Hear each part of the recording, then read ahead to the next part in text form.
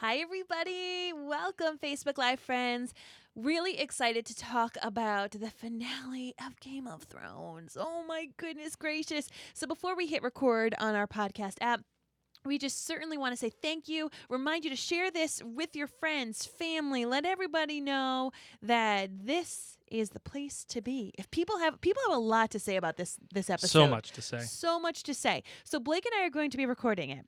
We won't necessarily be able to interact with our voices to your comments, but I'm going to be typing away, checking in on you, and I would love for you to have your own conversations here within the comments. We'll be coming back after the episode records to be able to chat a bit more with you for fun. I would love to know where you're tuning in from, because this is the fun thing about podcasts is that we see the download numbers, we see the interaction numbers, but we have no idea where you're tuning in from. So if you're in the U.S., let us know what state you're from. If you're outside of the United States, let us know which country you're tuning in from. That would be amazingly helpful. And as I said, you can push that button below to let your friends and family interact as well about this episode. You can also let us know how you felt about it with those little emojis. Oh, yes, because if you let us know how you feel, we'll end up taking these comments and hopefully bringing them in to our listener feedback episode Agreed. later on this week. So Agreed. the more you chat with us now, the more likely you are to actually be part of the conversation for next episode. Agreed. So once again, let us know where you're tuning in from. Be sure to hit that button to let your friends and family join in the conversation and chat as much as you can amongst yourselves down below. I'm going to be checking in on you. And Oh, one other thing, Mary. yeah. You know what we should do? Yeah. You should represent the shirt that you got. Oh. Not today. Not today. And for me, I got my House Lannister So I've shirt got on. my House Stark, rocking it for Arya Stark, and for all of the Starks. As I've told our listeners before, I really feel like I am House Stark through and through. And I know that I'm House Lannister through and through. So it is what it is.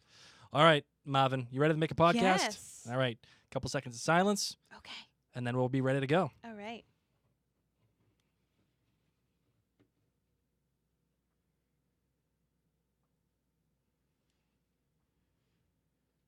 Hey, everybody, do you want to get jazzed up for spring and summer? I know I sure do. And I know that one of the best ways to get jazzed up is to put on some amazing mascara. I frequently do less makeup in the summer, but I love to have my lashes. So if you're excited to make your lashes look phenomenal, head on over to minutewithmary.com and I'll hook you up. The world we need won't be built by men loyal to the world we have. The world we need is a world of mercy. It has to be. And it will be. It's not easy to see something that's never been before. A good world. How do you know? How do you know it'll be good? Because I know what is good. And so do you. I don't. You do. You do. You've always known. What about everyone else? All the other people who think they know what's good. They don't get to choose.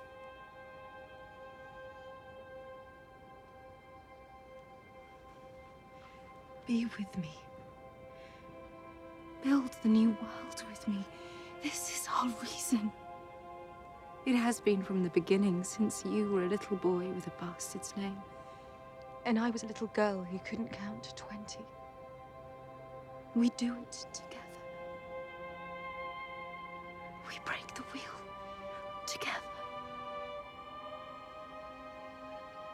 You are my queen. Now. And always.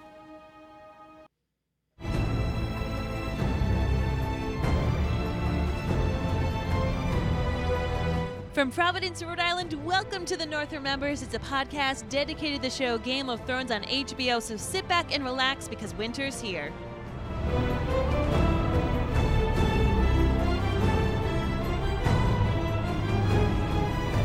Hello everyone. How's it going? My name is Mary Larson. My name's Blake, and yes, I just cried in front of a Facebook Live audience. You know, that's a first. That is a first. Actually, for no, you. it's not a first. Oh, you're right. I did cry in the leftovers. I agree. Yes, you did. I did cry in the leftovers. But, I didn't have that reaction the first time we watched the episode. Agreed. I Agreed. had that reaction prepping for this show. Prepping for this show, and all of a sudden it happened again, and here we are. Here we are. This is the end. This is the end. You know, the Doors. No, Okay. Never mind. So, but it truly is. This is the end. This was the series finale of Game of Thrones. So this episode, Blake and I are going to be talking about our perspective. Of course, make sure as you're listening, if you have something to say, if you completely disagree with Blake and I, or if you have some extra banter that you want to add in, we are going to be having at least one listener feedback episode Yes. for this. And I do also want to let you know that we are going to be doing an additional 2 episodes after the documentary comes out. I don't know if it came out for regular people who watch HBO for reals, but we have HBO Now or Go or one of those things, and it's not on that device yet. So once it is, we are going to do another episode, full episode, and a listener feedback for that as well. So if you are listening to this and you're shouting at your mobile device saying, "What is wrong with you two? I completely disagree," we want to make sure that you get your feedback in there. And of course, you can subscribe to this podcast because we told you we're going to have more episodes coming on out. So if you're watching this just on Facebook Live, you can head on over and give Marion Blake on Facebook a nice little thumbs up and follow us there. But if you find your podcast app of choice, you can search for The North Remembers and you make sure to subscribe. That way it gets sent directly to your phone. And if you are brave enough to send in your own feedback, you might hear your own voice on a podcast. That's right. Just hit that little button that says voicemail at marionblake.com. And hey, you never know. You might just be one of the special ones. And it also, as a reminder, too, seeing that this is going to be one of our last episodes of The North Remembers, do make sure you go to marionblake.com and check out all the podcasts that we have over there, including Outlander Cast, which is dedicated to Outlander. This Is Us 2, which is dedicated to This Is Us. For all of you Hamilton nerds out there, so excited. we will be doing a Hamilton podcast. So excited. It will be like a mini-series Yeah. like this, and it will be for our patrons over at Outlander Cast. So even if you're not, big on Outlander, that's okay. If you still want to listen to the Hamilton podcast, we're calling it Rise Up. If you want to listen to Rise Up, you can just become a patron over at Outlander Cast or OutlanderCastClan.com. Correct. And just join at the $5 level, which is Klansman, and you'll be able Yeah. to check it out. So that is that. Marvin, are you ready to get into this podcast? I am so ready. I'm Oh, man. so ready. I'm not sure if I am, but here we go.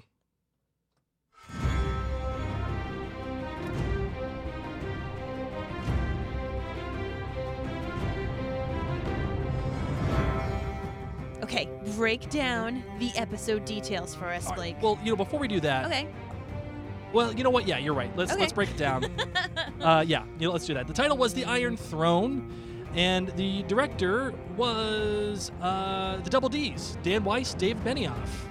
They are the showrunners, and they decided that they wanted to direct this final episode for the fact that they wanted complete control over the story. They didn't want to give it to anybody else. Sounds like Daenerys. They know that they have. Hey, they all begin with the letter D. They know that they have, really great directors out there, but they wanted complete control over what was being shown, what was edited, what was written, all of it.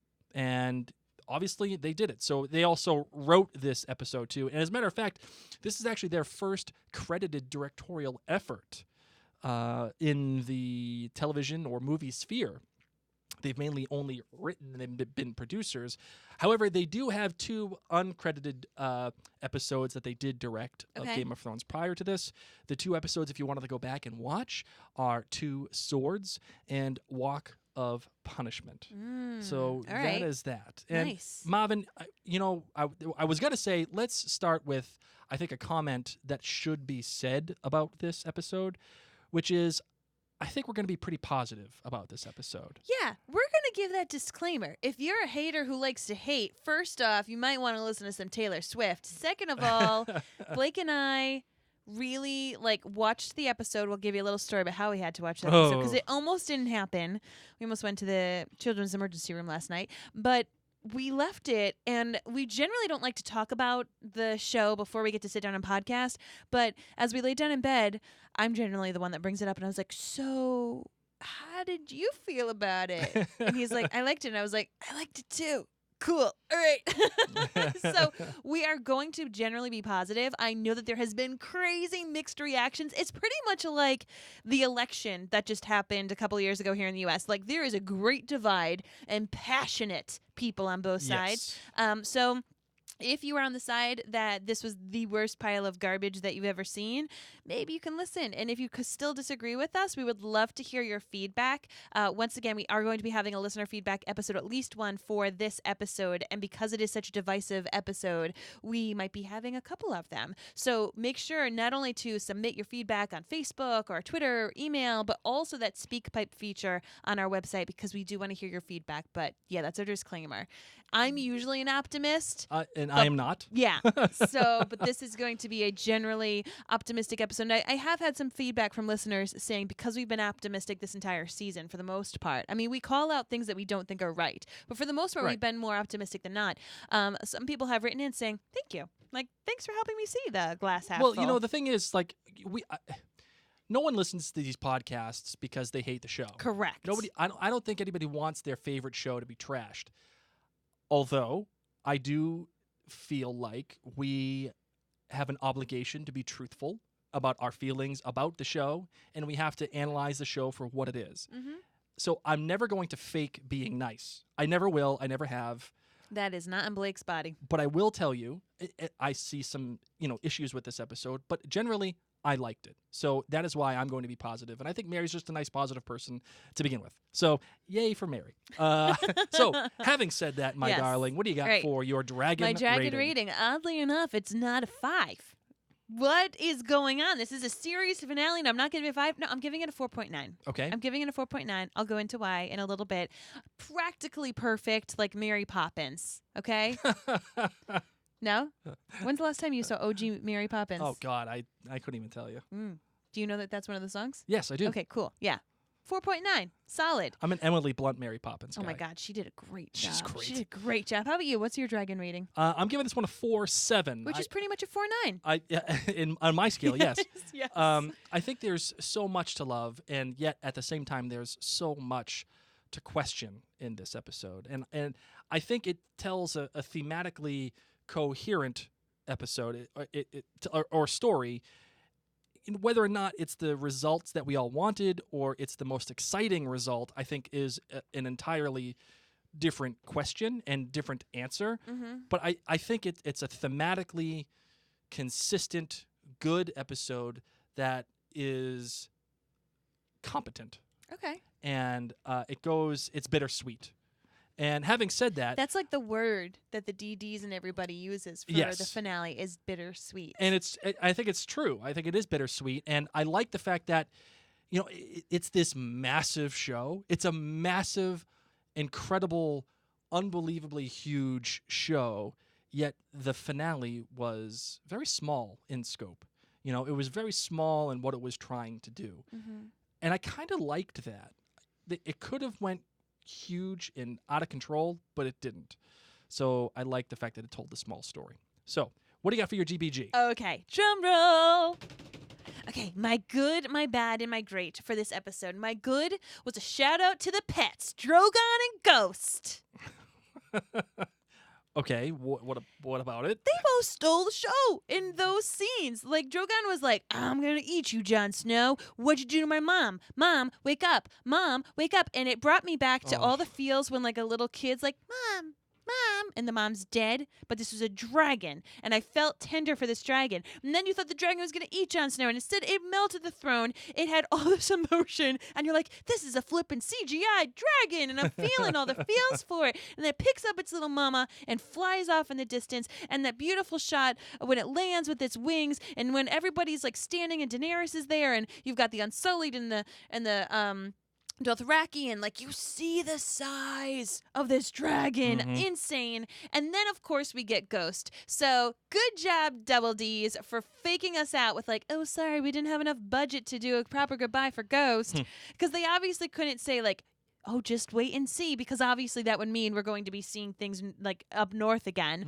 But just to be able to get that wonderful rekindling with Ghost and John, it just gave me all the feels, and I just want to snuggle my cat even more because I love pets. So my bad. Bronn. Oh, Bron, why? Why are you still here? Where is this giant, like, arrow thing that actually kind of was supposed to be important, but that we didn't see you until now? You somehow were given Highgarden, you completely sleazy, weird man. Why did Bran, like, totally be cool with that? Giving this sleazy man Highgarden. Like, you need their food. You need someone who understands plants, not Bronn. Okay, Bronn knows nothing, Jon Snow, about growing things, about how to, like, work the economy. All he cares about is rebuilding the brothels. So I just felt like, ew, I don't need Bronn to be in the small council. I really don't. Like, I get that a lot of people enjoyed Bronn's character in the show. I get that he had a really interesting dynamic with Tyrion. If I was Tyrion, I would still not be trusting this dude since he just tried to, like, kill you. And for him to be given Highgarden for no reasoning, except that he was owed a debt and the Lannisters always pay their debts, I guess that counts. But then for him to have a seat on the High Council, now granted, it's Highgarden. So Highgarden does have the money. Highgarden does have the resources. But then why not make him master of food? Or something. Why master of coin? Because he's just terrible with money. sellsword. Yeah, like what's going on here? And then for him to throw in those jokes about the brothel, I really felt like, you know, the ending part really did remind me in so many ways of the ending of Lord of the Rings, where it's like, here's everyone living happily ever after, and then not so happily ever after, and then like, woe is you, but at least we know what's happening to you. And it's like they threw in this Bronn brothel joke that I just didn't need. I don't want Bronn at the small table. I don't want him making brothel jokes. Like, Brienne of Tarth is literally sitting there rolling her eyes in the back of her head saying, are you effing serious? You weren't there when we killed the dead. You weren't here when we sacked the city and had to deal with all of that stuff. Why are you here? Everybody else paid their dues.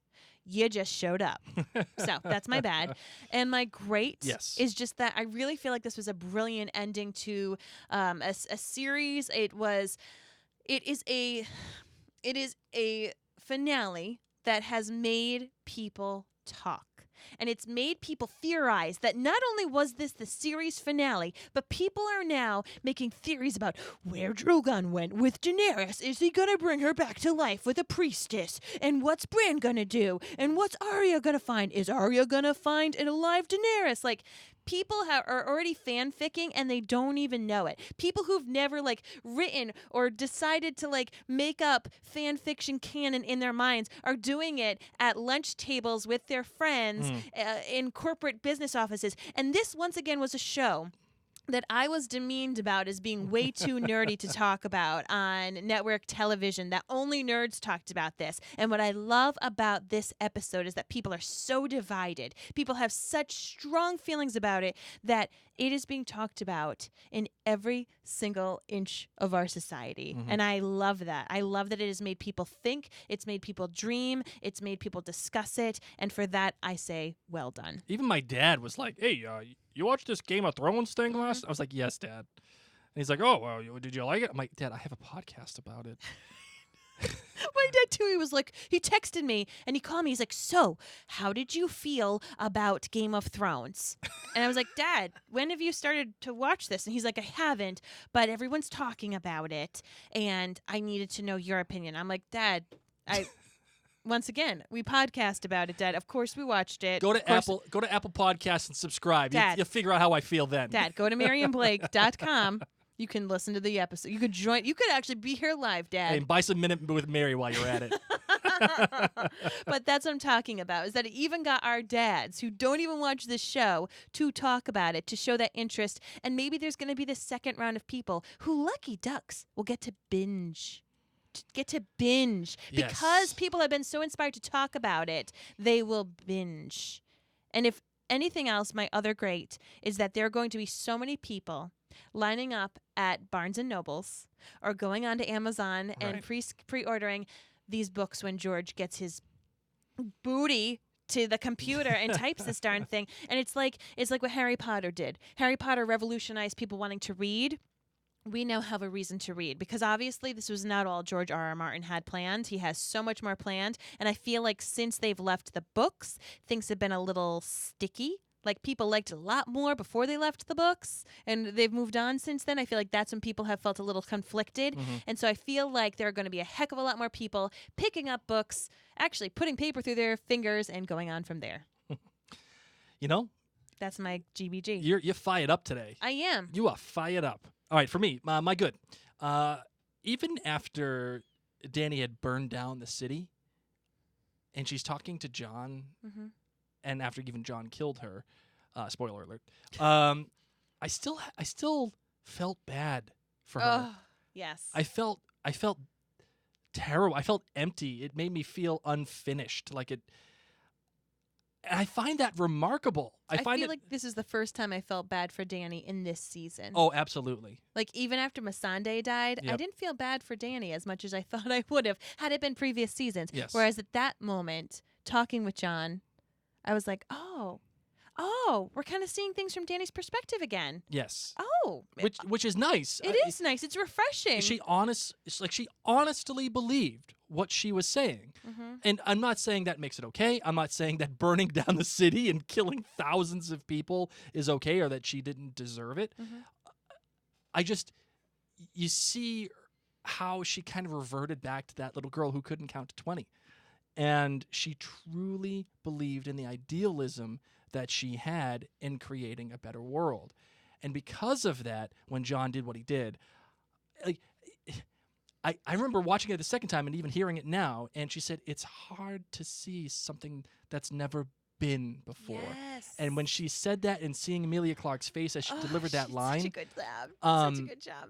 I started to tear up. I was like, Mhm. oh my God. And because I knew what was going to happen. Yeah. But I felt bad for Dany in this instant. And to take someone who just committed war crimes on a pretty spectacular scale, as mentioned by Tyrion, for me to feel bad for her, I think is a remarkable turn of events in the Way to go, storytelling. Emilia Clarke. Way to go. Yes, and even the writing for it as she's talking about it, it's honest writing in my opinion, which I liked. The bad for me was, the funny thing is that the ending in the episode, and particularly the back half, it felt just neat. It felt clean. This is your bad. Yeah. Okay. It felt like it was checking boxes. Okay, we gotta see what's going on here. We gotta check. Okay, we gotta go see what's on with Bran. Okay, check. Okay, Tyrion, check. Small council, check. Arya, check. It just felt like a bow. It felt clean. I wanted it to be more jagged. I wanted it to be more dirty. I wanted it to be. I don't want to say more action-filled because action-filled wouldn't be fair. We've had a lot of action. We've had a lot of this action. season. But I think I wanted to stick with Jon and Dany more because as much as I didn't buy their chemistry or as much as I think the world couldn't get enough involved in their love, I wanted more of that gray area between Jon and Dany. Yeah. I think that's what I was looking for. So that's my bad. I think Okay. it's just too neat. Okay. But my great, and the great is a tie. First is closing the loop on Jaime, closing his story out, That closing was that good. arc out. We all got. Obviously, you're Team Lannister. I, so, I am Team yes. Lannister, and Jaime is my favorite character, and always will be. Having his arc closed out, especially this episode, in comparison to last episode when he's just with Cersei, it made you feel like they'd done him a little dirty. But having Brienne, the person who loved him and cared about him and saw him in the light that he probably should have been seen, write all of his good deeds in the Book of the Brotherhood and the Kingsguard, it was that to me was a special scene, and the fitting and more gray area is that he died protecting his queen. So much is said there and so much is unsaid there from Brienne, and it's a unbelievable way to characterize what Jaime did at the end. So I really like that. But Cool. but Oh, the main tie. great, Oh, okay. oh boy, The extra super great. the extra super great. was. Oh, this is like double secret probation great. What? Oh my goodness gracious, this is great. The imagery of Daenerys walking out of the Red Keep with Drogon behind her, and as he's raising his wings, so so they look like good. hers. It's you're a dragon, be a dragon. She was a dragon. Yes. It's like, oh my god! I stood up. I was like, holy smokes, that is incredible. That was amazing. that was something I didn't know I needed in my life Mhm. until then, and then I needed more of it in my life. Agreed. And for me, I can't decide which is better now. I can't decide between the imagery of Dany with the dragon behind her Mhm. or Jon standing up to the full Bolton army as they're Ugh. charging in on him with the horses. Those two images are striking, Mhm. to say the least. Agreed. And I couldn't. Oh man, that was great. So that is my great. Marvin, Yeah. what do you got, man? I What do you mean, mean what I got? this is the series finale, and we're here, and I feel like I don't even know where to begin. Like, where do you want to start with this? What is the thing that stands out to you most?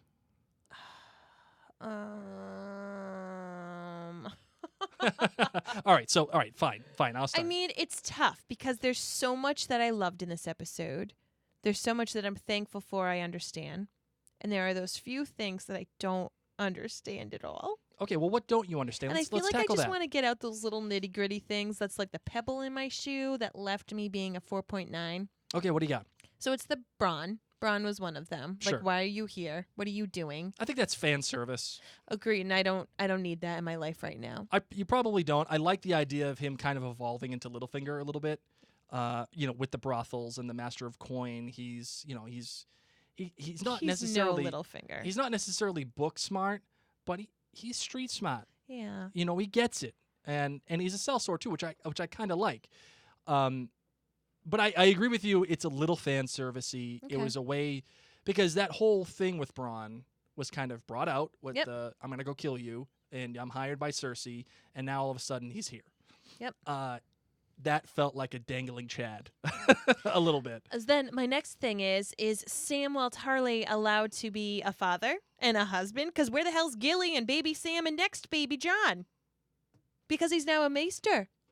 Oh yes, okay, I see what you're saying. Like, is that allowed? Where's Gilly? You're a dad, man. You're Well, a straight up dad. I mean, yeah, he's a maester, but I feel like whatever. Like, were they he's allowed on to his have a own thing. family? They just had a serious rebellion. I feel like they're going to be able to do whatever the hell they want. Well, I would have much liked to see a little something, a little nudge. If we got Bronn in there, I would have wanted to make sure Gilly and Sam and baby John were okay. That's all I'm asking for.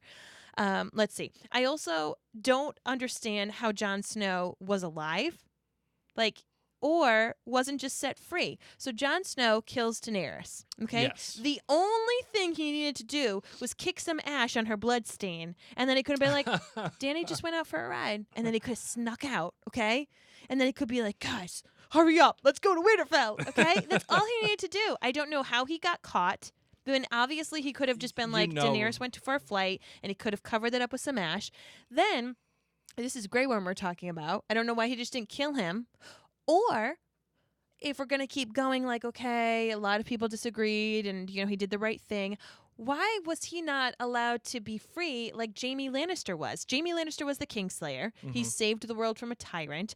Jon Snow is now the Queenslayer, saved the world from a tyrant. And yet Jaime Lannister was allowed to be a knight on the Kingsguard and was like, yes, was kind of a Debbie Downer, but he was allowed to have his normal life. The difference, I think, is Jaime did it for the good of the realm, in support of the incoming rebellion, right? Okay. Whereas Jon was in support of the incoming rebellion and killed the queen of the incoming rebellion.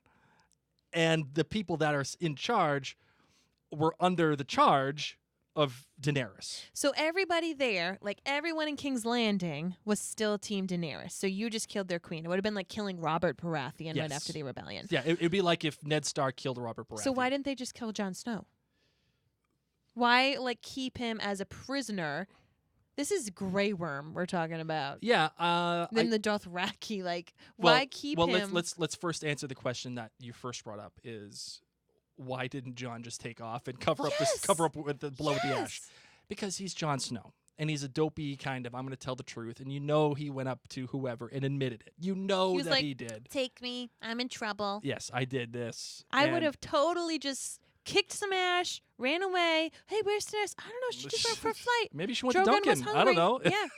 She's nice coffee after all this. Maybe her blood sugar was low. I don't know. Maybe, you never know. Mhm. So I feel like he admitted it, and He did. he did because he's Ned Stark's son, and Ned Stark. Not really. Well, you know what I mean. Touche. He would have done it. Yeah. Also, why didn't Jon they just Snow kill is him? not the brightest bulb in the bulge. Okay, Bunch. He's an honest, nice, kind man. Not the smartest. Let's be real. No, but he's full of honor. And Like, I wish Tyrion and had said duty. killer and then escape instead of just saying killer. Well, he didn't say killer, Pretty much. but he alluded. You know what to I it. mean? Yeah, Like, he alluded, basically saying killer. sure. He should have also said, and because you're not the brightest, Jon Snow, I'm also going to tell you this. If you can escape, that'd be great. I would say they didn't kill him because I think they all inherently knew that he did the right thing. Okay. Especially with Tyrion probably not singing his praises, but talking about it on some level. And And I they think would have known that they would have Davos just had was another there. war. They would have had another war. Yeah, they all know. And she said it in her speech to the Dothraki and the Unsullied, like, we're gonna go from, Winterfell to Dorne, and all these places. We're gonna go through the whole country and liberate everybody. That's what did her in. Yeah. That was the speech that did her in. Well, I think that's the speech that convinced everybody that she was going down the wrong path. I think had she not done that speech the way that she did, whether it was a calculated thing or just an emotional outburst, either way, I think that's what set everybody. I mean, aside from murdering thousands of people just before this, but that's what really kind of set it in motion. Mm-hmm. I think the real thing that set it in motion for Jon after having the conversation with Tyrion, though, Oh, was the Sansa bit? is the Sansa bit. Yes. That is a thing where he says, what about your sisters? You have a choice. They don't. Correct. They're not going to bend the wheel. Bend the knee. Bend the knee. Bend the wheel. They're not going to bend the knee. Yeah. And you know it. Yep. And when Jon is talking to Dany and saying, what about everybody else? How are they going to know? And she's saying, they don't have a choice. That you see his eyes widen, and that's when I think he realizes, yeah, this is the time. Okay. This and is- then want to know my last pebble? Okay, what do you got? I had 3 pebbles. One was called Bronn, one was called Jon, and the other one's called Bran. Brandon Stark. Yeah, man. Listen, everybody thinks that Cersei's bad. Everybody thinks the Night King's bad. Everybody thinks Dany's bad. Wanna know who's really bad? Bran. Okay? Man knows the past, the present, and the future, and he just let all this happen. Just let all this happen. And then when Tyrion's like, Bran, I know you don't want to be the king, and he's like, why do you think I'm here, man? Yeah, that's the problem. We said it at the very Not first. cool, Bran. Not great, Bran. Not great. Not great. And I know we're supposed to feel good, like, yes, it's like a weird robot kind of won't choose poor choices kind of person. Yay. Everyone's like, I. And I feel like the general audience felt like Sansa when she's looking around being like, all of these people are literally saying I because he's a dude. He's a dude with the last name Stark. And Tyrion just made this really nice story. But are all of you forgetting he's crazy and he can tell the future and he let all this happen? Well, I mean, I think they've alluded to the fact that he can tell the future. They've alluded to it. They haven't said explicitly, yes, Bran knows the future. However, we do have physical evidence that he does at least have glimpses of the future because we had the vision of Drogon flying above King's Landing with Yeah. his shadow. So we know that Bran has some kind of... he also knew that he was going to be asked to be king. And that's the thing that I have.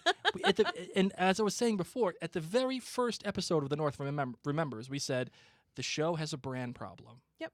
The show has a Bran problem because he has all of these abilities. And what is he capable of doing? What is he actually going to do? And here's the issue, and this is why I kind of feel icky about them choosing Bran as the king in terms of the story. Not necessarily the characters, but the story on a macro level, right? he didn't do anything. He didn't do a goddamn thing to earn any of it. I mean, Hodor died for this kid. Can we just bring that back to reality? Hodor died for him, and he allowed all of King's Landing to die. Well done, Bran. Well done. I mean, however, it's incredible because we think about how the first episode of this series began with Bran, an innocent young boy being pushed out of a window. And then as Tyrion says, like, this is why this is the right choice. It is a guy who can't father children. It is someone who has this amazing story, who can learn from lessons from the past. And that's one of Tyrion's big things is, you know, we read so that we read their history so that we don't make the same mistakes again. So maybe Brandon Stark truly, truly is the right choice. I don't know what's going to happen after him. And I'm also kind of like miffed that he knew he was going to be asked to be king. Didn't let anybody know that. And he's a little shady. You know, he was like, oh, Sam, you should tell my brother that the truth about him. Yeah, like he's a little shady. You feel like he's a puppet master a little bit. And the fact that he said the very words, why do you think I'm all the way down here for? He didn't want to be, you know, the Lord of Winterfell. No. Because he didn't care. Because he wanted to be. But now all of a sudden he's the king. Yeah. It's like it's implicit in that statement is that he knew. Agreed. And if he knew, then does he know that's what's best for the realm? Then WTF, Bran. Or is he self-serving? And yes, he does say, well, I don't want to be the king. You know, I don't want any of it. I see it as it's the best thing for the realm. This is like the third-eyed raven, crazy, creepy thing, like not selfish. I know that that's how we're supposed to see it, but I can't help but be upset with Bran over everyone that's died, whether for him or because he didn't just open his mouth. I mean, even think about the Night King. Like, he probably knew that he wasn't going to die. Right, and that's why I think he says thank you to Theon. He's like, you're a good man. You did what you could. I know you did. Thank you. Don't worry about it. We're going to be all right. That's what it feels like now. Had Bran done something other than just warg into crows during the Battle of Winterfell, or something at all to affect the plot in any way, outside of what we've just been talking about, like the puppet master feel of it all, had he done anything to contribute to taking the throne or whatever, I feel like I would have been more okay with him being the king. Would you agree with that? Yeah. Do a little something, buddy. But I will say that this was like my main component that I needed for the finale, was that I needed Brandon Stark to somehow be involved. And he's a huge part of it. A huge part of it. So for that, I am thankful. I am thankful. I'm a little weirded out by it. I don't necessarily know how we're supposed to feel about it. Once again, you can keep having that canon. You can keep having these wonderful thoughts. And I can't wait for George R. R. Martin to flesh this out for us a little bit more. Right. But I'm happy because that was what I needed in the finale. I've said it many times. I need to see Brandon Stark do something. I need him to be of use. This is the boy who was pushed out of a tower, episode 1, who started this tragic trajectory. I needed something. He's just too much of a passive character in terms of the macro storytelling part of it. Too much of a passive character to be all of a sudden active like this. I mean, he even backed into the job of being king passively. All of a sudden, it just, hey, what about after this great speech by Tyrion? What about Bran? Because I kind of would have liked Sansa to be queen and him to be her hand. Not gonna lie. That would be great. But you know what? I mean, I like the ending with Sansa. Agreed. I think it's fine. The thing I will say is, listen, I'm willing to have the conversation about Bran being king being really out of left field and maybe not earned. I will say, though, in defense of it, I like it because it's the opposite. Having him be king is the opposite of Daenerys. This is somebody, Daenerys was not learning from the past, not taking the lessons that was part of her history, part of her DNA, and partially that's because she just can't help it. But Bran is opposite in that he knows all of the past, and it can be learned from and then set forth into the future for the rest of the realm. You know, the major difference for the story overall is that kings are no longer born, they're chosen. And that's because of Tyrion and Bran Stark. That's a major difference for the realm. And Sam, let's give credit to the first person who brought up that idea, Right. who they all laughed at, and then they were like, "Oh, don't you hate that when you come up with a really good idea and everyone's like, that's stupid,' and then a popular person says the same exact flippin' thing, and they're like, yes, yes, the Right. people will choose. The people will choose." It just shows you that what happens in the past doesn't necessarily have to be the future Agreed. for everybody. And this is what I kept thinking about actually this entire season, especially as it came to what happened with King's Landing as Jon and Grey Worm and everybody are walking into the city. I kept thinking this, in terms of the show, the canon of the show, this is massive. This is stuff of legend we're seeing within the context of the story. This is the things that we heard about, like Robert killing Rhaegar at the Battle of the Trident, right? This is Jaime killing King Aerys. These are these mythic things within the story framework of Game of Thrones, and here we are witnessing it. And it's funny because, and maybe because I'm 36 and I'm becoming my own person and my own adult, but it's like they're taking the mantle from their parents, from the generation before them, and they're creating their own lives and they're creating their own histories, and they're making the same mistakes. They're having better triumphs.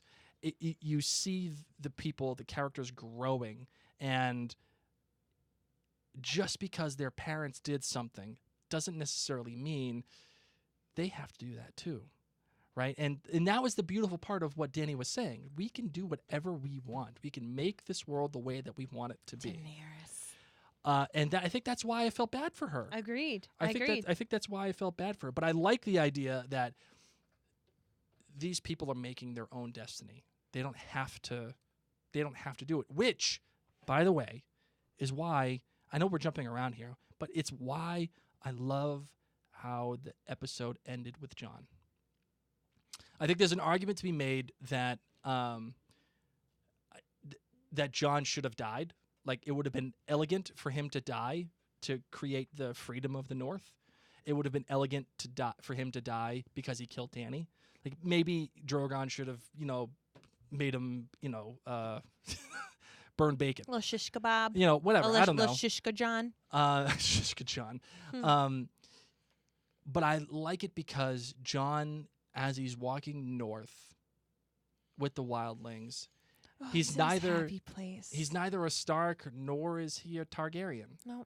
He's just going to Jon. make himself. Jon and Ghost. And he's going to create his own future. What did you think about Jon and him going north and how they tied all the Starks in at the end? Well, I loved the Jon going north. This, of course, to me was the equivalent of Frodo going off in the elven ship at the end, that he couldn't go on and live a normal life. He couldn't sit on the throne. He couldn't necessarily even be the Lord of Winterfell. Let's be real. That spot is for Sansa. That truly, Jon, this incredibly monotone, rather boring character, let's be real, like an honorable man, but kind of boring. Like, he's not the life of the party. Mm-hmm. You never really see him smile, except when he's having sex or when he was up north. Right. Okay? I vividly remember him just having a blast, not only with Ygritte, but honestly with all the wildlings. Like, those are his bros. He was joyful. He felt free. So one thing that I'm questioning, they send him, of course, to go be a member of the Night's Watch, which, what does that even mean anymore? So they're there, and then he goes off with the wildlings to bring them back home because, of course, now they're safe. Obviously, the Night King and everybody is gone. Right. Has everyone just been hanging out at Winterfell or, Yeah, I feel like they've probably been hanging out at Winterfell to find out what happened. just like waiting. Yeah. So, of course, they're going up north, and we see that little bud, that spring is coming. Oh, great. Jon is smiling. And what I didn't know is he leading the wildlings north as a member of the Night's Watch? Like, is he going to go back? Or is he saying, screw the Night's Watch. My watch has ended. Yes. Nobody's going to come after me in the north. I am going to make my new home up north. And if I want, I can take a wife. I can have babies. I can do whatever I want because I'm above the wall. I like the idea that, there is still a Night's Watch for bastards and broken things, the way that Tyrion says it. I like that idea because it's part of that culture. That's Mhm. part of their nature. I think it's good to have that. But I also think that Tyrion uses this as an excuse for Jon. I don't think he really intended for Jon to take the black again. I really don't think he intended to have Jon I agree. to be a part of whatever's happening at the Wall. But then Sansa says all that, saying, "I'm really sorry. This is the only way I could do it." And that's when I was confused again, because I thought I thought this was all like a Yeah, but secret that's little Sansa. thing. That's Sansa. I think Tyrion is the one who suggested it, and I don't think that he planned on Jon staying there. And even if he did plan on that, Jon was the Lord Commander of the Night's Watch. Who is going to tell him he has to stay there? What are they going to do? If So he wants I'm really to take pumped off, about this ending. yeah, me too. I really like it. I thought it was a poetic ending. I thought it was a poetic ending, a symmetrical ending with how the show began, right? The show begins with its prologue with people walking out from the Night's Watch into the woods, and now it ends, of course, with different reasonings, right? Yeah. With different reasonings, but it ends with Jon Snow. I mean, he never felt like he belonged. And as I said, those are the Right. times when I saw him smile. He actually felt like he belonged right. with this group. They don't care about your last name, anything like that. And he Right. was happy. And he gets to be with Ghost. And he's not, like, again, he's neither Targaryen nor is he Stark, really. He Mhm. doesn't fit. And he did what he could. And it's amazing to have this arc go from someone who doesn't fit to becoming somebody of real importance, to accepting that he doesn't fit and using that as his strength. Because he also doesn't fit as someone who's now come back from the dead. Had he stayed down south, as I've said before, very few, if any, Southerners are going to believe what happened up north with the battle with the Night King. Like, honestly, it's just going to be this folklore, just like the people of the north have always talked about. So he needs to be among people who've been through this, who can understand what he's gone through, understand his scars, and who he can have some fun with. Here's a question, and this is a logic question. Okay. Why couldn't he just say, "Oh yeah, I'm going to the Night's Watch," and get on a boat, see Grey Worm, have all the Unsullied take off to Noth, which by the way was a great touch. I love that Agreed. the Unsullied are going to Noth to protect it in the memory of Missandei at the orders of Grey Worm. But why couldn't he just say, "Yeah, I'm going. Grey Worm takes off, and he turns around and says, "Nope, I'm not going," and just comes right back. There's nobody there. There's no one there to keep anybody accountable except themselves. Except John is an honorable guy. That's the problem. And the other thing too is that, again, he knows he doesn't fit. Yeah. He I knows he think- doesn't have a place. And honestly, I see John's time with the Wildlings like his 4 years at college, like where he made some really fun mistakes, had some big nights of drinking, had a great amount of belly laughs, and now he has the ability to either stay in the burning rubble of the real world where there's bills and like things to do and stupid stuff, or you have the option of going back up north where there's no bills, there's no kings, no queens. You can just have sex. Like, remember how Ygritte was like, we do whatever we want. We eat, we drink, we have sex, we play in caves, we like laugh a lot. Of course, if you Right. had the choice, if you didn't have families and kids and all that kind of stuff, if you had the choice to stay in the modern world with all the responsibilities and the pains of dealing with raising a civilization, or going back to college when you didn't even really understand what room and board meant, I know what I would choose. I just, I really liked his ending just because it proves that he can be the man he wants to be. He chooses his own life. And I think that's important for Jon. Agreed. So we talked about Jon. We talked about Bran and their endings. Even Bran being like, yeah, I'm going to go find Drogon. Like, I don't know. It just, I've got to go now. I've got to go. He does it again, but whatever. Arya, do you feel like Arya, her ending is the right one for her? So this is a really touchy one. A lot of people don't like this. Arya said, when was it? Back with like the theater troupe. Because we recently rewatched that episode where she was meant to go kill the Yes, woman who was the yes. actress who was pretending to be Cersei in the play. And Arya's like painfully stabbed by that woman, the faceless woman lady. Yep, right. The waif. Yeah, the waif. And I get so messed up with like waifs and whites and all these walkers and That's too why many you got me. W's. Too many W's. I'm a nerd. I got you. Speaking of which, I never say that letter right. I always say W. What? W. Yeah, W. W. W. W. No, get out of here, W. Like if you're doing a WWW? It's W, not W. No? W is for like people who overpronounce words. W. A lot of W words. Anyway, when she's speaking to that woman and she tells her, like, what would you want to do? I would want to go west of Westeros. That's what I would want to Yes. do. This is Arya Stark, who never wanted to be a lady. She, once again, doesn't want to deal with the bills, doesn't want to deal with leading people, doesn't want to have to worry about food rationing or getting married or any of those kind of things. So Arya is most like Jon. That's why they have that amazing connection. They are both incredibly like free spirits, rarely understood by other people. Like if you see them as a very unique mirror of each other, as they always have been. Sure. They've always had the connection. Neither of them fit in this Westeros world. They never have. Right. Both of them have to leave Westeros. And Arya has already said this is her dream. This is what she wants to do. And I think it's great. I think so too. I think it fits her character. She's the kind of character that gets herself involved in things. Like we said this last episode, she gets involved, feet first, in a lot of things, and all of a sudden she pivots and she moves away and she takes off. And this is exactly what Arya needs, in my opinion. If she went back to Gendry and was like, never mind, I would love to be the Lady of Storm's End, get me a dress and let's get going, baby, that would be completely unlike Arya's character. I feel like this decision, honestly, all the endings for the Starks are completely in line with what we have been told about them all along. Right. So that's why I'm not angry with these endings, because I feel like, yes, that's what Arya's been saying from day one. I am not a lady. I want to go on these adventures. I'm not afraid of going somewhere new by myself and just, YOLO. Right. And I think the funny thing is the person that has the most satisfying ending, except for, in my opinion, Daenerys, which we're going to get into in a minute.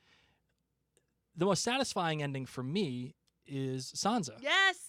Agreed. Sansa getting her ending the way that she did, I think fits right in line with who she is, what she's created, and the thing that she's looked out for most since she's been enlightened. She came from being this little girl who was in love with King's Landing and Joffrey and and the pageantry of it all and just knitting and doing the whole thing to becoming embroidering, Blake. Whatever. It's all the same. It's all the same to me. Illusions, Michael, not tricks.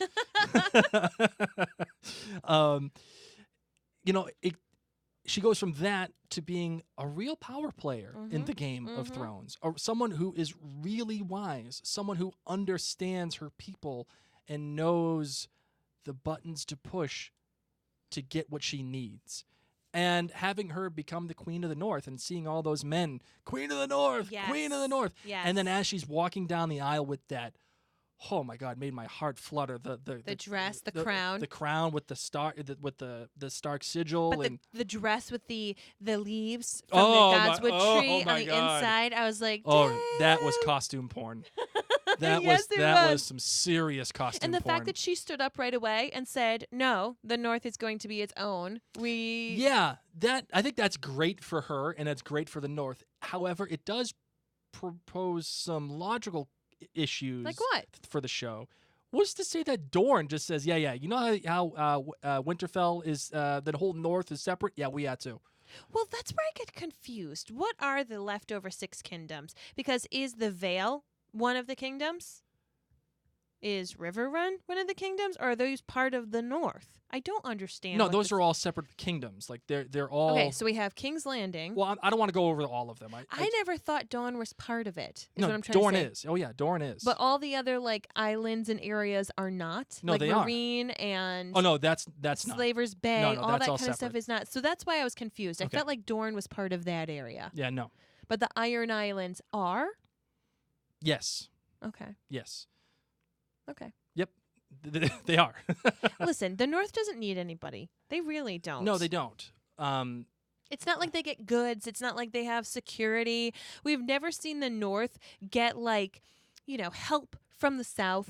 The North is very self-sufficient. They've obviously gone through a lot. And once again, nobody is ever going to understand the stuff that they've gone through. I think they were all natural endings for each character, except for Bran. I think Bran is the one that was kind of stuffed down our throats a little bit. Other than that, they're all natural endings. How do you feel about the Ironborn saying okay? I feel good about it. You want to know why I feel good about it? Why? Because Theon saved Bran's life, quote unquote saved. Bran knew what was going to happen. But let's be real. I feel like Yara knows, hey, Bran loved my brother, so he's going to be nice to us. Mhm. That's true. I like it.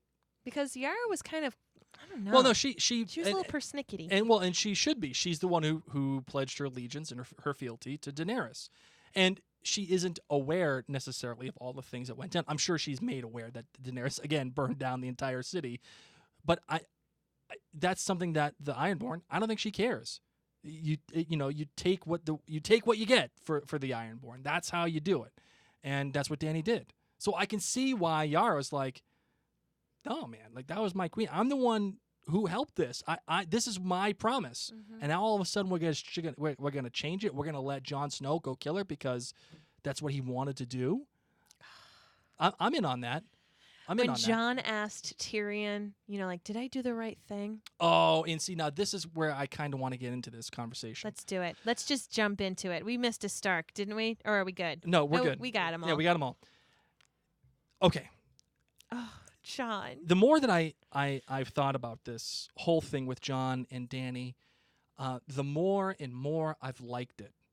The more and more I've come to really appreciate it. Now, I think the episode has two main pillars you have to accept Okay, I'm ready. in order for you to think that this is a good episode. If you don't accept these two pillars, it ain't going to work for you. First, you have to accept the fact that Jon and Dany are in love, and you have to buy into that. If you don't buy into it, the betrayal and all of that stuff that goes on in the middle of it isn't going to be as powerful as it was. Agreed. It wasn't as powerful as it was when he betrayed Ygritte and ran off. Oh, I still want to cry about that. I know, right? The second main pillar is you have to accept the fact that Dany turned, and she did it because either she went mad or because that was what she felt was best. See, the difficult part of that is that this season, in my perspective, was not, in my opinion, was not from Dany's perspective. And for so long, like Tyrion said, she's been burning all these people before. She's been freeing all these people, but burning a lot of people in the meantime, and we've cheered her on. We, meaning the collective audience, we have sat there and said, way to go, Daenerys. Yeah, string those masters up and crucify them. Yeah, Daenerys, high five. Burn all those cows. Yeah, Daenerys, way to go. And then suddenly in this season, we are taken out of her perspective, plopped into Jon's perspective, basically the Stark's perspective. Thank you, Samwell, for letting us know how you feel about the situation. And the moment that Sam reminded us, oh, by the way, she killed my dad and my brother, we were cool with it when we were sitting in Daenerys' perspective. None of us shed a tear, felt bad, said, oh man, Christmas is going to be tough at Sam's house this year. We didn't feel any of that for Sam when it happened because we were sitting in Daenerys' corner. We were there with her. And then this season, they put us in the Stark's corner.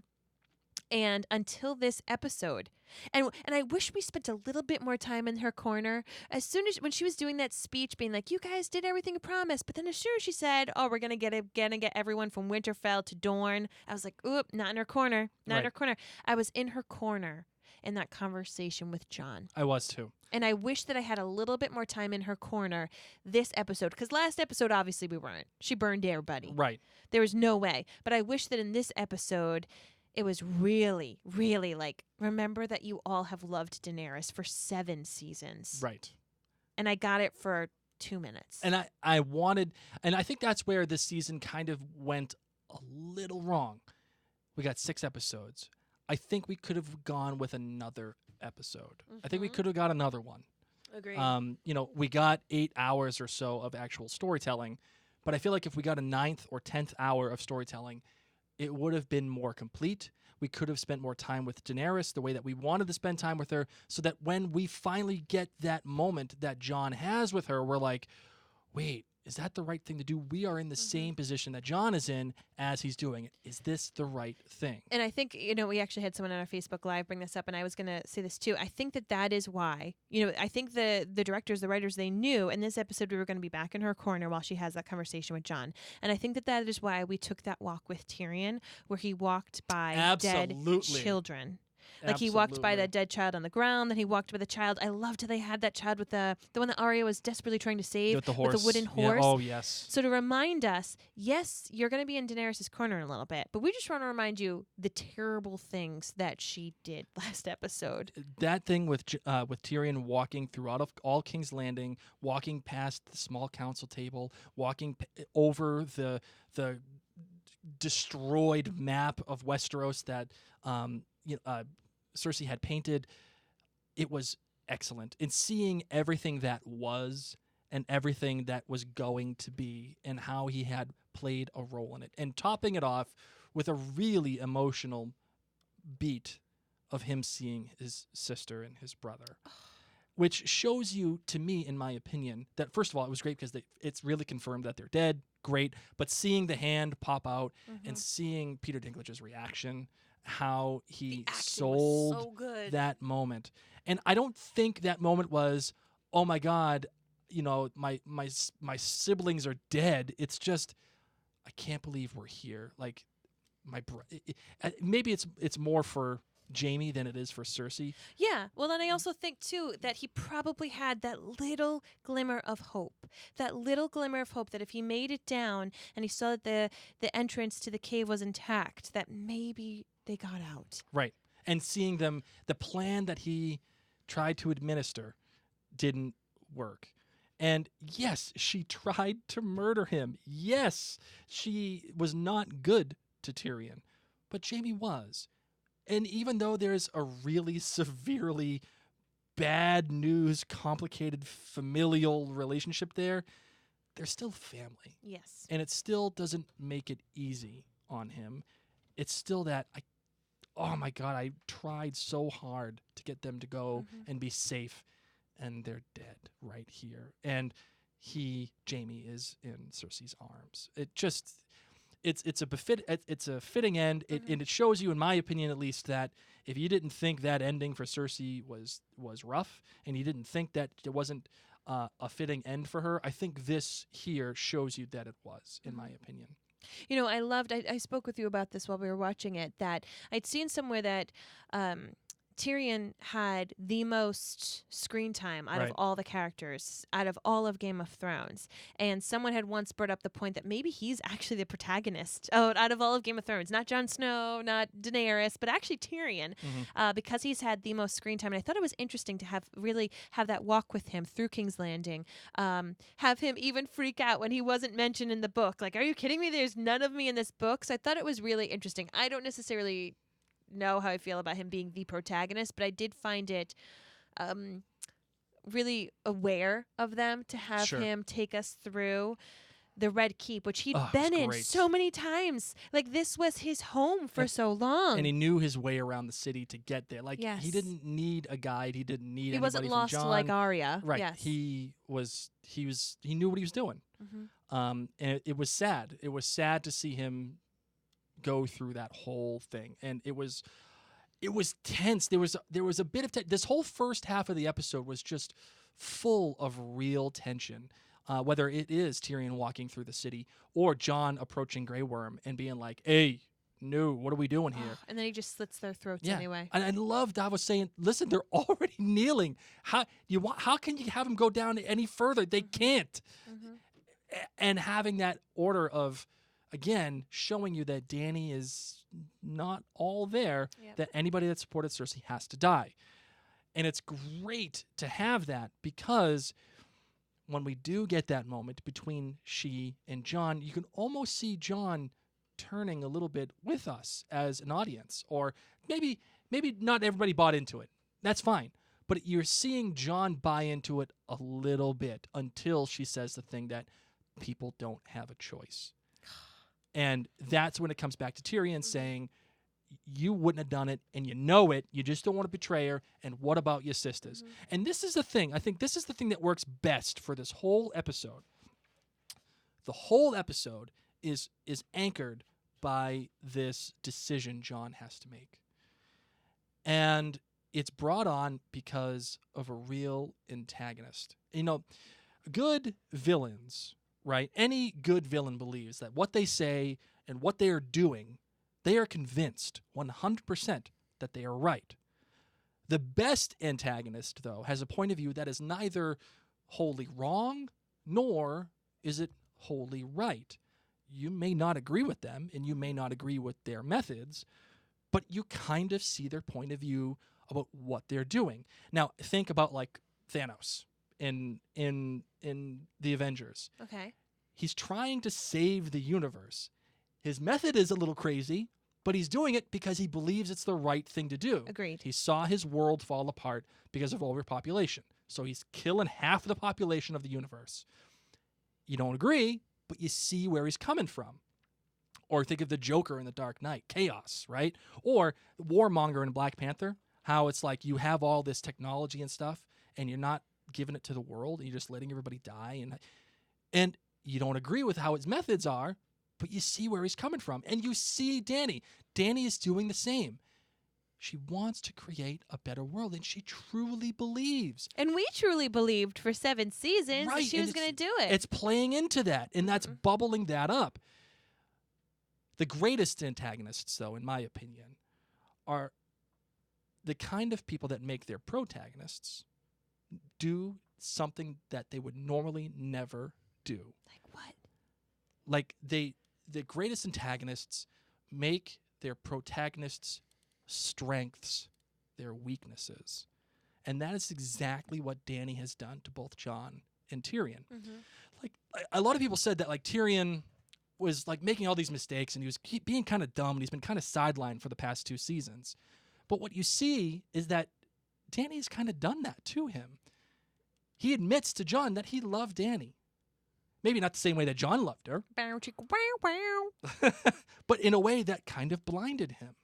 She took what his strength was and made it his weakness. That faith, that savvy political mind, and made it his weakness. And the same thing for Jon. She makes Jon break his oath. She makes Jon put a knife in her belly. Something that he would never do. He would never be a part of burning down cities. And he says it. Did you see the children? Did you see the people?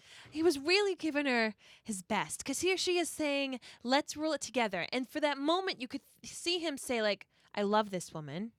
And maybe if we're husband and wife, maybe if we do decide to be together, even though I think it's kind of weird because she's my aunt, Right. maybe I can talk some sense into her.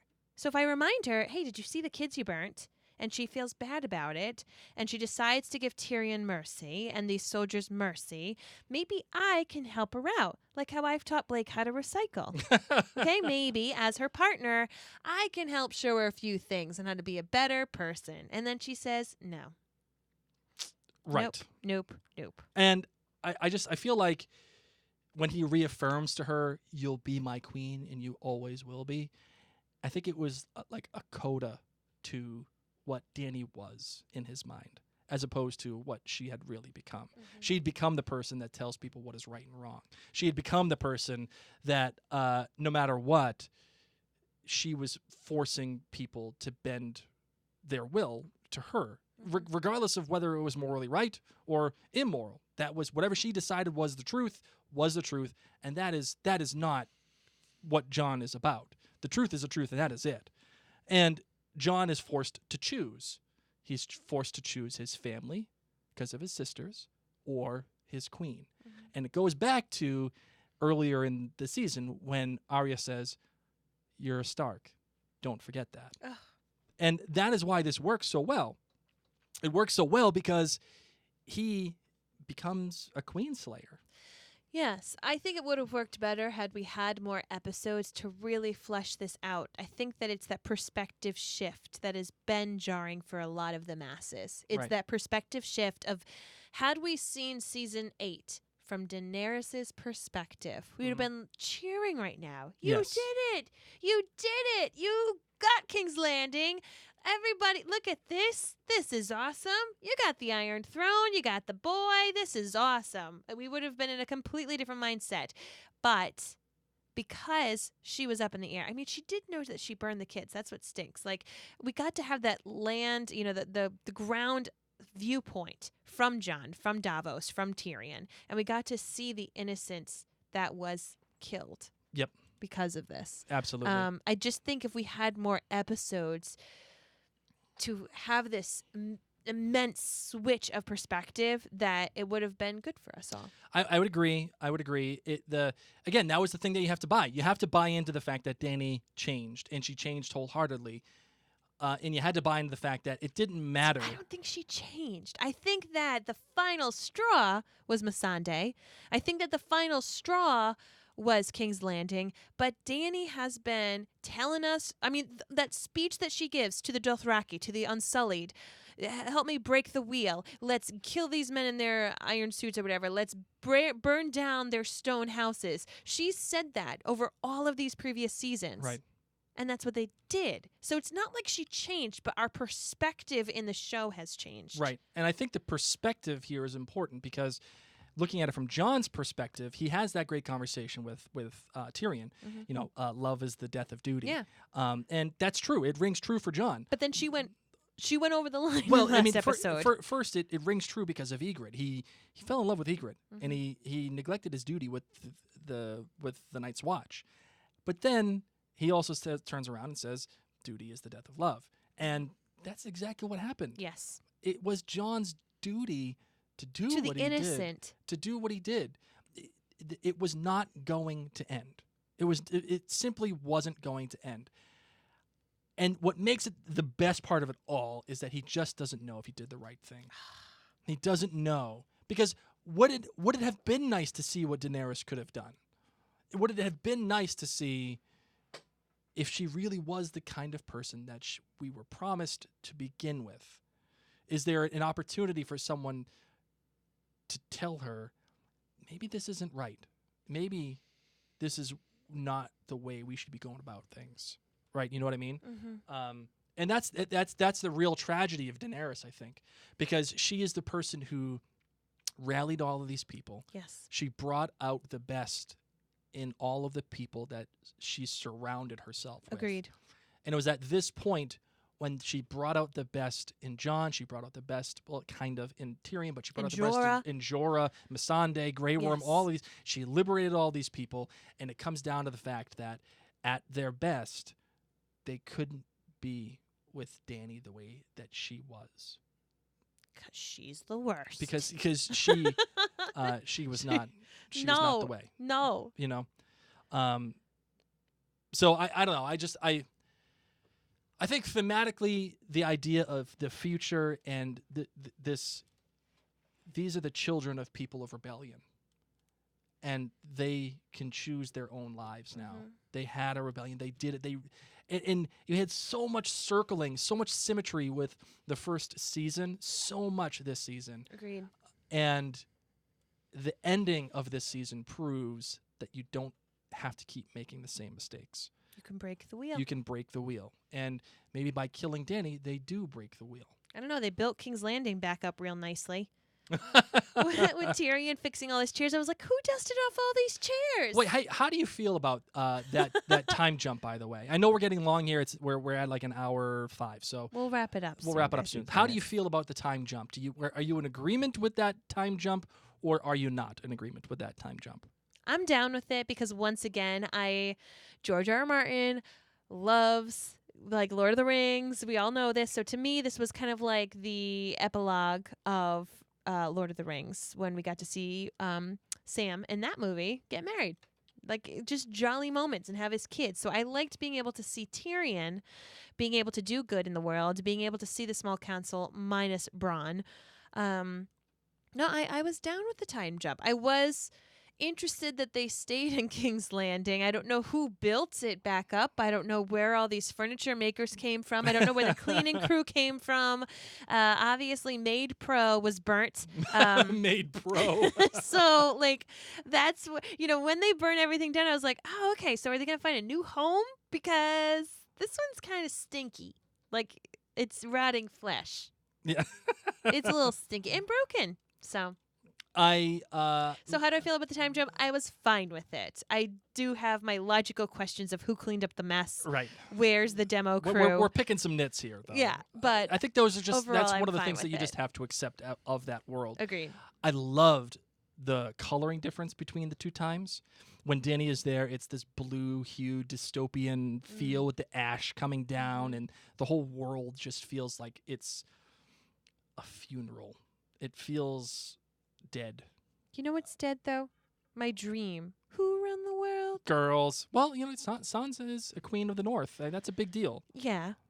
That's a big friggin' deal. Uh, And Yara's, queen of the Iron Islands. I mean, is she?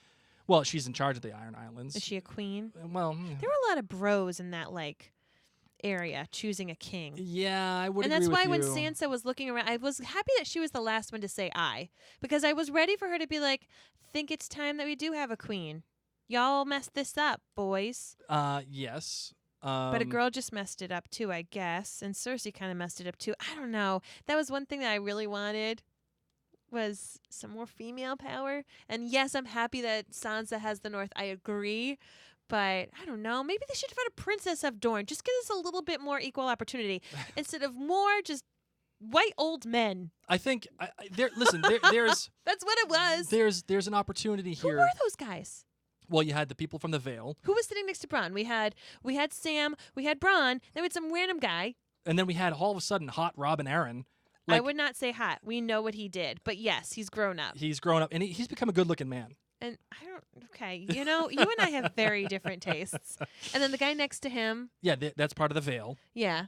That's But, like- Royce. Whatever his And name then who is. was on his other side? I don't recall off the top of my head. Yeah, that's what I'm But talking about. I think there's an argument to be here to be made that it's more of the same. Tobias was on the other side. Oh, yeah, okay, Tobias Tobias. Menzies, By the way, Edmure. oh my God, can I just All the snaps for Edmure Tully. hold trying. on, just trying. hold on, Tobias.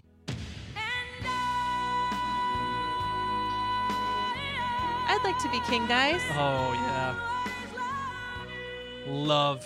love me some Tobias. I'm so A glad for he was effort, back. Edmure. A Yeah. for effort. I almost feel like he could have thrown in a Catelyn Stark bit, seeing as how a third of the voting committee were Catelyn Stark's kids. Like, Mhm. I feel like he could have been like, in honor of my sister, who fought to make all of this possible and make the realm safe. Mm-hmm. He could have thrown in a little Catelyn Stark, pulled at the Stark kids' heartstrings, but instead, he was selfish, and his niece had to tell him to sit down. That was great, That was and that was amazing. great part of this episode too, because as serious it was, and killing and stabbing and Drogon with nudging Daenerys after she's dead. Like, oh my God, it's just so much tears when that happened. There's some great humor in it here too. When Edmure stands up and says, "Like, sit down, just sit down. We're all set with you." And he moves and he bangs his sword and he's just kind of bumbling, like really like that. And even the bit with Bronn. I know you're not a big Bronn guy. Nope. But he's like, what are you the master of grammar now too? Like, what are we talking about? That was some really good stuff. Daenerys never even sat on the throne. No, she touched it, which was great. And speaking of her touching it, oh, We're flying when- all over the place. I know. I When apologize. Jon comes out of the black in the background, it reminded me of Drogon coming out of the black in the background when he killed Varys. And it just felt Ooh. like it's an executioner coming. Yes. It just felt like that Death to me. coming in the dark. I like Right. it. It was really cool. I liked that. Drogon nudging Daenerys. And then how do you feel about him burning the throne the way that he did? great.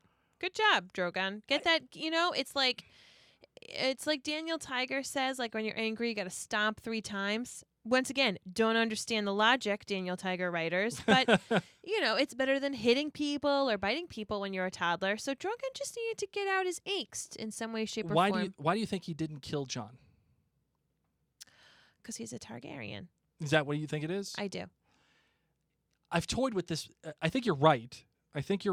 Because we have that great, beautiful scene. This is another great imagery too of Drogon coming up out of the ash Mhm. and seeing Jon in this big, wide shot of Jon standing, Yes. this minuscule little figure in front of Drogon, and Drogon just lets him pass. We have that great imagery, and I just feel like I've thought about this. I just wonder if Drogon just knew. He just knew that something was wrong with Daenerys. Oh, wow. See, because do you think he knew that Jon killed her? Or is he just That's like, the way that "Oh, I took it. oh, okay. I took it like he knew that John killed her because he gave him that look, like he was gonna What did he you was gonna just do?" turn him to Shiska John. It was gonna happen. Yeah. But then he blows up the throne, and I feel like that's by design. That's by design because the dragon knows the throne is what drove his Drove. mother Mm-hmm. crazy, or drove her to the point where she needed to die. Mm-hmm. Um, That was her goal, and if she can't have it, nobody can have it. Yeah, I kind of like that. I like that the dragon has that understanding. Whether or not they understand as much as humans do, I don't know. But Yeah. I feel like they're pretty intuitive, Mhm. and they have been. A really nice bit. Agreed. How do you? And this is going a little bit further too. But how do you feel about Sam bringing in a song of ice and fire? I love it. I love it. Yeah. Once again, just a nod to Tolkien. Having someone write it. Sam, of course, has always been into books. You know, Tyrion even talked about how stories are so important, and of course, we know that the stories are important to be passed down. So I liked it. I was down. Last question I have for you is this the ending George Martin wants? Is this the one that he's going to be writing? No. You don't think so? No. Why not? Even though you know that he talked about the ending with D&D, yeah, and no, they figured it out together. Like, they planned it. I think that maybe like core pillars of this will be the same, but the feels, the hashtag, all the feels that we may or may not have right now, I think are going to be very different. I think that we are not meant to be as confused or conflicted about Bran in particular.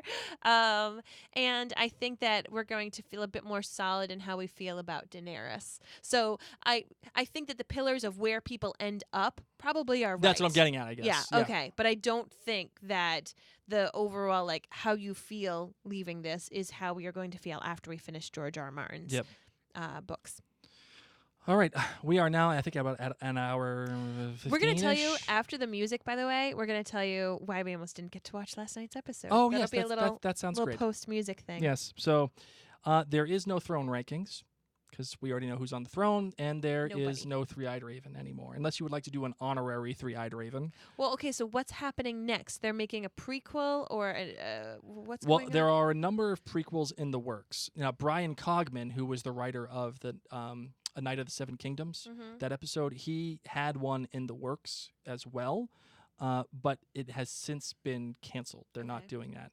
So the one that is right now being made as we speak is by Jane Goldman, and that prequel takes place tens of thousands of years before this story, and it's supposedly being called The Long Night. So. Ooh. Like Children of the Forest. Children of the Forest, First Men. Okay. That maybe the beginning of the Targaryen rule. More giants, maybe. It's all possible. Direwolves. But there's not a lot known about it except for Naomi Okay. Watts is starring in it, and she's a woman with a secret. Maybe the North Remembers will pick back up for that show. Oh, you never know. You never know. So again, final thoughts for this episode. I just feel like this was a good episode. It was competent. It didn't blow my doors off. It didn't move me the way that I wanted it to move me. Like, I was moved by Lost. I was moved by The Leftovers. It made me think about stuff. You know what I mean? Like, in a big way. Both of those shows. I was moved by the Halt and Catch Fire finale. Like, genuinely moved by it. I didn't want to finish it. I'm ready to let go of this story. I'm ready to let go of it the way that it was told. I'm happy with it the way that it was told. The finale does not ruin anything for me. People that are saying that this is the worst episode of, Game of Thrones ever, I think is a little hyperbolic. There were a couple bad ones that I would gladly never watch again. Right. So did the finale move you, and where would you place this, do you think? I don't know. I can't fathom that right now. I did it move me? Yeah, in a finality kind of way. Like, all right, Okay, I know what happened. And as I said, I feel like most of the characters, the writing was on the wall, that when you look back, and Blake and I have really been doing like a lot of rewatches, even in season. We've been watching previous season episodes just to kind of like remind ourselves. And it's been really quite an awesome experience. For those of you who have the time now that you have your Sunday nights free, we do recommend that you go back and you start from the beginning, because so much of what ended up in this finale has been laid down for us over the past 7 seasons. Sure. So it was really interesting to pick out these bits and to see this and to hear things said again. Yeah, I mean, I really wish that they had had a few more episodes, as I said, but to me, I enjoyed this episode a lot.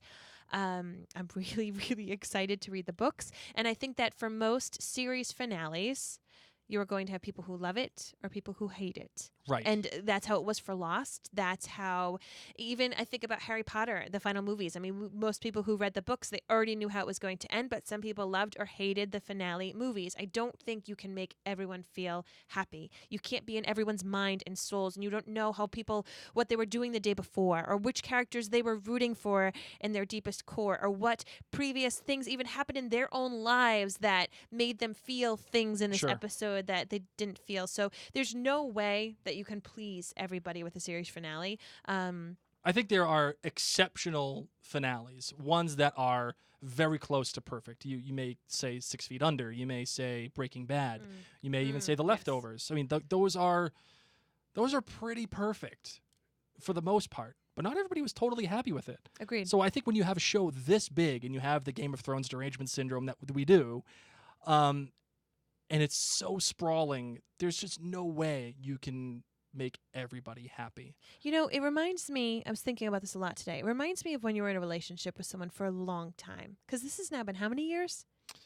Just the show or Yeah, the story the show. overall? The show was 2011, so 8 years. So we've Or been 8 in or a 9 years. relationship for 8 years. And if you've ever been in a long-term relationship, you go through this amazing honeymoon phase. And then you go through a phase where you're like, oh, they smack their teeth. This is kind of annoying. Am I going to take a little break with you? I don't know. Maybe not. And then you go through a second honeymoon phase and things are really good. And then you're just kind of cruising. And by that 7-year mark, you start to get a 7-year itch.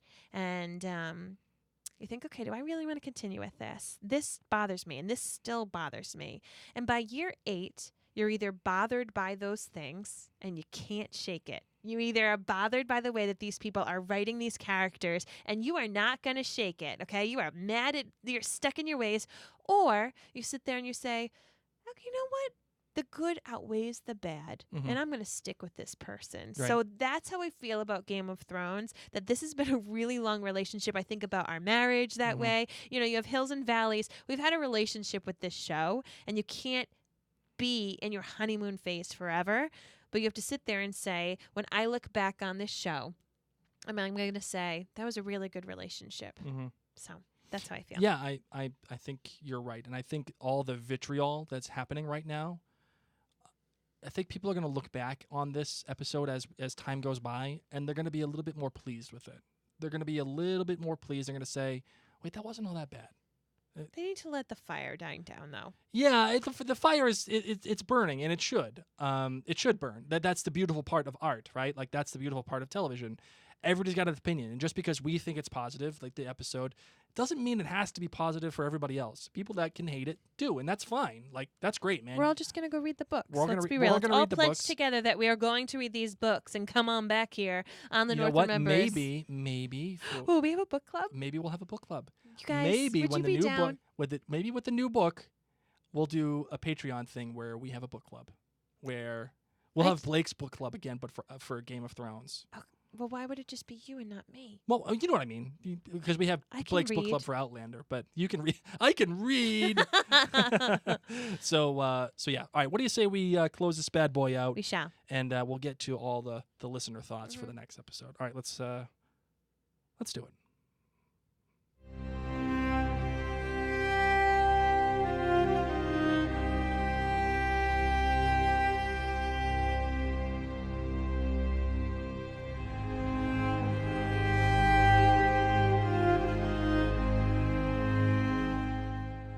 We want to thank you guys so much for allowing us to be a part of your season 8 experience. We know that we came kind of out of nowhere. We hadn't been podcasting about Game of Thrones all this time, and we truly appreciate that you've taken the time to talk and laugh and cry and rant and rave about this show with us. We've loved it for so long, and just podcasting about it didn't work out in our time schedule until now, and we're so thankful that we did it, but also that we got to share this with you. So thank you. Thank you very much for being a part of it. Thank you for giving us all of your thoughts, and continue to do so for this episode. I know you got plenty. Everybody, I was reading some of the comments here in our forum. We are doing this on Facebook Live, as I said earlier, as well. People are all aflame over this episode. Good, bad, ugly. Good word. I think it's appropriate. And so, you have thoughts, send them to us. Send them to us in a good, coherent message, or in a voicemail, or a Facebook message, whatever. We'll all talk about it together. Love. And make sure you go to MaryandBlake.com. Check out all the podcasts while you're there, including Outlander Cast, This Is Us 2, Parent Cast, the Leftovers podcast, our soon-to-be Rise Up podcast about Hamilton, with Mary podcast. I mean, we got more podcasts that we can count on two hands. We do. And we're only going to have some more coming. So I'm really excited about that. We'll see what happens. Well, stay tuned. Make sure that you do like the Mary and Blake Facebook page, as that is where we post most of our updates. It honestly is the best way to get in touch with us, is in quickly with us right there on Facebook. So once again, thank you. Yeah, I would say that, regardless of however you feel about this season of Game of Thrones, it's been an honor to talk about it with all of you. Agreed. And it's been an honor to talk about it with my wife and podcasting about it and having everybody engage with this community that we've created all together. It's been fun, man. It's been fun. And my shirt arrived. For those of you who are not on Facebook Live, you need to go to our Facebook page just so you can see, because I'm wearing it in our Facebook Live. Those of you who can see it, come show your love, because it arrived the day before the finale. It's not the nicest quality shirt, but I do love it. So, as we It's said, like wearing a towel. we're going to let you know about our little story after this music finishes, and I think that finishing is happening now, right, Blake? I think we're pretty close. Okay. But either way, I'm a man. I'm the man. My so name's I can- Mary, My name's Blake. and the North remembers, but stay tuned.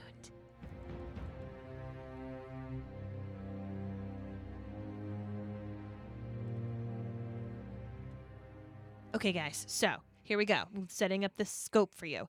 Rhode Island is the smallest state in the entire country of the United States of America, and we have been voted as having the worst pollen and allergies in the entire nation. Yes. Great, because I have allergies. Blake doesn't. He's the next step in human evolution. Damn straight. But our children sadly have inherited my terrible allergies, and our little lass has been having like a really good phlegmy cough. Well, first, our son was whining oh, the whole beginning of the my episode. throat hurts. I'm lonely. Like, what are you watching? Is that Oh. a dragon? Do I hear a dragon? I love dragons. So we were like, go Like, to sleep. oh my God, Go to shut sleep. up. Go to sleep. And we'd be pausing the episode. You're okay, buddy. You're not lonely. So we actually chose. We have an amazing basement that's nice and dark, which is great, especially for Squinterfell. I created a beautiful theater in Yeah. our basement next to our studio. But our son was saying he was lonely. So we were watching it on our smaller TV upstairs so that he could hear us, hear the television, feel like he's not alone. And we're like, it's okay, buddy. Just go to sleep. You're okay. Checked in him a couple of times, got him some water. For those of you who are parents, you know the drill. It's like, I need water. I need to go to the bathroom. I want a hug. I want a kiss. We're like, okay, we've done it all, please. So he finally goes to sleep. And all the while, our little lass, who's 3, has been having a really gross, phlegmy cough. And it started to perk up. And about 20 minutes into the episode, my mom radar just went off. Blake will attest to this. Oh, yeah. She's got some great mom radar. Listen, I know when my kids are having some issues, and I just heard the cough change. She was having a bad cough like every 2 or 3 minutes.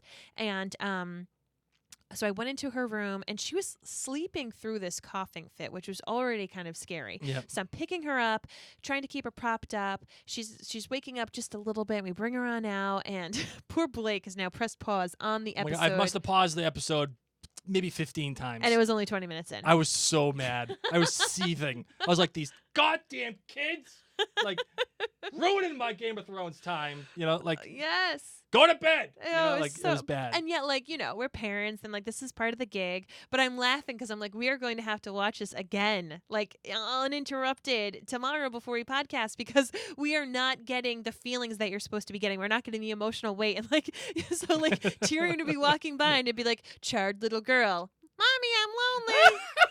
Pause. It's okay, honey. It's okay. Play. Okay. Then Tyrion walking by that burned guy. Mommy, I need water. Well, so does this guy. So does this guy, honey. He needs some hydration Yeah. too. So, Mommy, so I gotta she's pee. so she's coughing, and I'm holding Oh. her, and I'm holding her upright, and the coughing just isn't stopping, and her breath is really shallow. And we've never had to bring our last to the doctors for like RSV or anything kind of like that. But I got nervous because I know people who their kids have coughing fits, Mhm. and they do need to go and kind of get an inhaler and health. Now this is our last who's brought us to the ER, the children's ER, every single season except the winter. This past winter, like We made she- it through.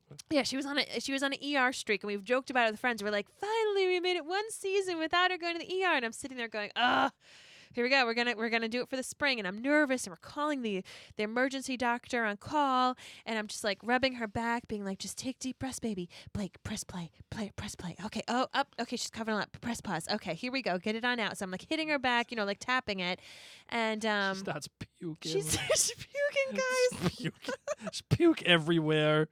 We're like, what do we do? We had to pause the freaking episode again. We didn't finish the damn episode till like 11:30. No, not even a lie, guys. Not even a lie. And then we just gave up after she had vomited up all of the gross phlegm. The poor We thing. were just like, all right, just cough. You're fine. She was like, can I watch it? And we were like, sure. Just sit and watch it. At least you'll be upright. Poor thing. Like, and I knew Oh. once I covered her eyes for John killing Daenerys. Yes. Because you could see that coming. By the way, he had like a Raphael Ninja Turtle knife. I know. It wasn't like a... No, It it wasn't wasn't a Long Claw. dagger. It was It was Raphael's. it was called a sai. That's what it's it is, called. yeah. I got you. I used to watch Ninja Turtles a lot growing up. Yes, you did. So he kills her with the Raphael knife, Sai, and that's the only time we covered her eyes, because then after that it was fine and she Yep. just chilled. But yep, she kept us up all night, especially Oh, Blake, Man. and yeah, we I would- almost I- didn't get I to was watch up all that night. episode. So Oh, man. that's our story. But we did not go to the ER. We took her to the doctors today. I wanted her to go to bed. Oh, my so dad's bad. watching. Hey, Dad. Oh, hi. Hi. Just in time to tell us, have us tell us a story about how bad our children are. No, But yeah, that's oh my God. Go Yeah. to bed, kids. that Go was to the bed. story. That was the story. So we made it. We watched the episode. We rewatched the episode. We were able to, of course, do this podcast because Yep. that was the other fear. Was like, if we don't watch the episode and we don't know how we feel about it, how can we podcast? So that's the scoop, man. Parenting, it's hard. Hashtag parent life. That's it. But they're all not healthy, but they're doing better. They're living. They're and more they're breathing. medicated. Yeah, they're more medicated. I give them some stronger stuff tonight to help them sleep. And yeah, we're all doing well. All right, let's close this up. Okay. Well, that is the end. All right. Thank you guys. Thank you all Thank you very much. so much. We'll Take see care. you. We'll see you for the listener feedback episode. Yes, we will. All right, let's do it.